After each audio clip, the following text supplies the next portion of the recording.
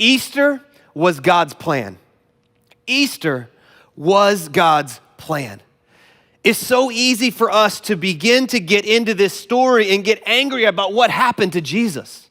Listen, if this is a battle to be fought, Jesus says, I'd fight it. If this was a battle to be fought, I don't have a problem fighting it. But all I got to do is speak the word and my Father will release legions of angels, but that's not God's plan. The Bible says that for the joy set before him, Jesus endured the cross.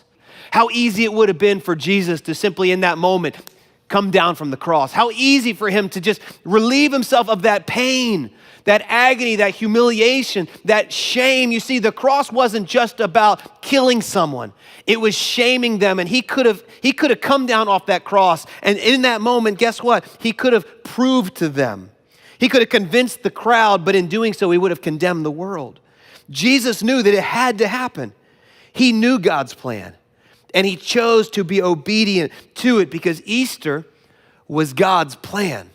Jesus understood this has to happen. Listen, the only way you arrest the Son of God is if he lets you. And Jesus knew that there was a bigger plan.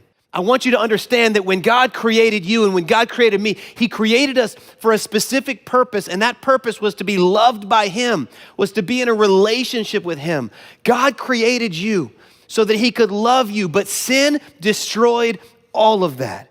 And many of us, we know it so well because we've seen it up close, and yet God says, I still love you.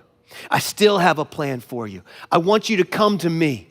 I want you to know that Easter is God's plan. It's his plan for redemption. And I know you look at yourself and you think about the mistakes that you've made.